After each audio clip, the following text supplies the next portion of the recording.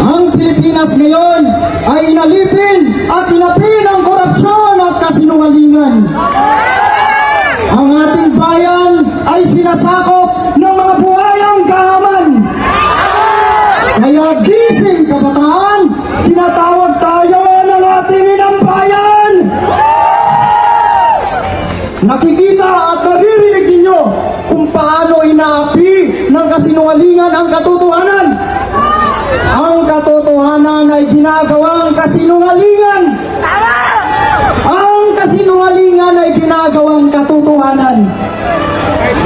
Ang tama ay ginagawang mali. Ang mali ay ginagawang tama. Ang masama ay ginagawa nilang mabuti. At ang mabuti ay ginagawa nilang masama. Kaya lumabas kayo at ipagtanggol ninyo ang katotohanan. Huwag kayong matakot. Dahil kapag ikaw ay nasa katotohanan, kasama natin ang Diyos. Kung ang lahat ng nagsasabi ng katotohanan ay kinukulong, makukulong tayo para sa pag-ibig sa inang bayan.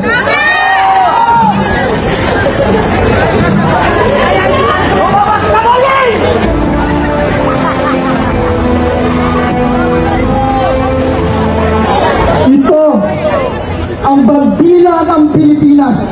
Ito ang simbolo ng ating pangarap upang makalaya sa matinding paghihirap.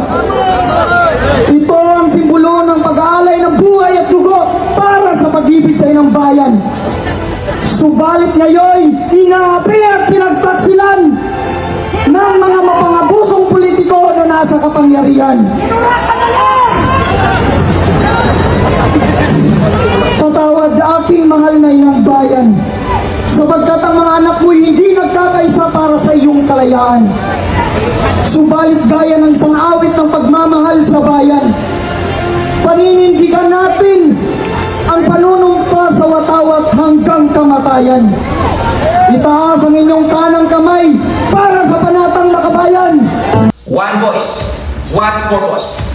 Proud, 100% DDS supporter. I am Visard Admirer. Follow my channel para sa bayan.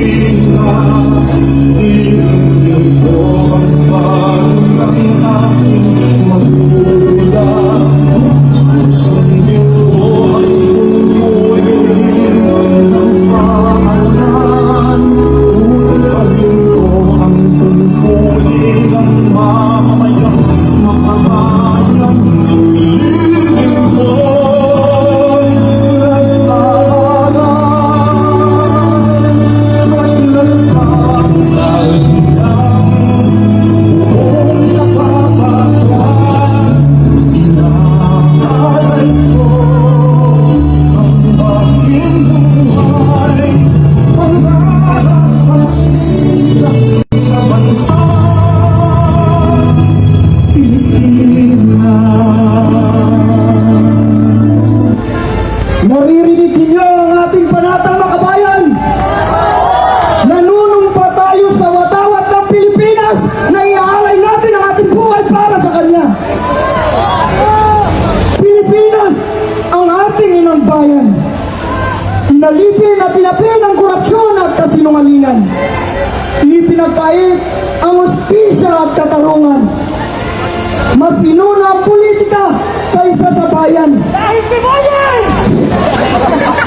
Pilipino dapat ang pinaglingkuran, pero bakit buhaya ang pinoprotektahan? Ninakaw ang ating pinagpaguran, kaya Kaya sisingilin natin sila bilang kabayaran. Ilang buwis pa ang nawawala, ilang bahay pa ang masisira, ilang Pilipino pa ang lulubog sa baha, ilang politiko pa ang magsasamantala. Namuhay tayo sa pagiging tanga, nagmamalimos tayo sa sarili nating pera. Ang puno kapag nabubulok ay hindi na namumunga. Para tayong pinapaakyat sa bulok na sanga. Katulad ng bayan ko, naghihintay na lang na bumagsak habang nakanganga. Para tayong nag-iimbak ng tubig sa butas na planggana.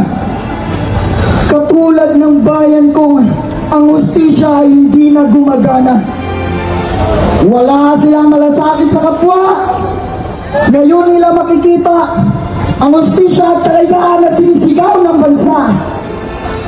Pinamunuan tayo ng makasarili at mapagpanggap. Tayo ang nagpakahirap, sila ang nagpakasarap. Sa araw na ito, iparamdam din natin sa kanila ang ginawa nilang pagpapahirap. Hindi na gumagana ang demokrasya.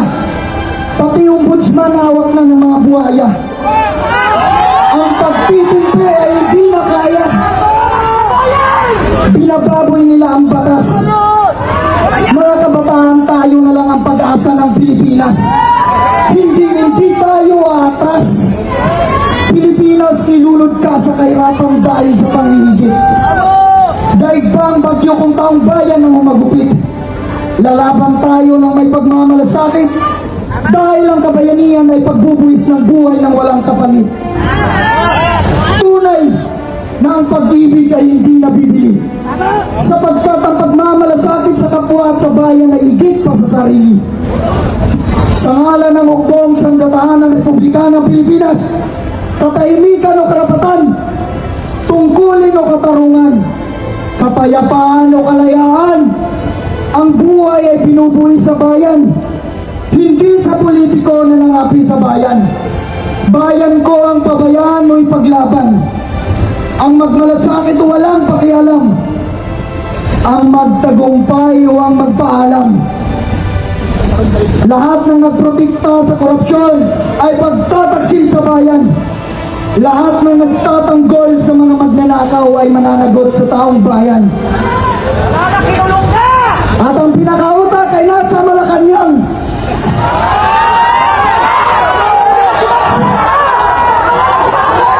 Mga kabataan, palayain natin ang ating ilang bayan.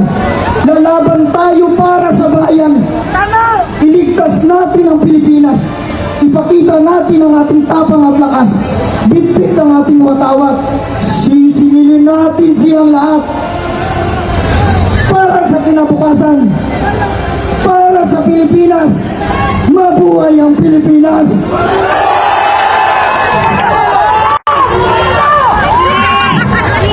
Hindi matitiis ng kanyang mga anak kapag ang kanyang inang bayan ay inaapi. Hindi kami titigil. Kaya kung gusto niyo ng kapayapaan, bumaba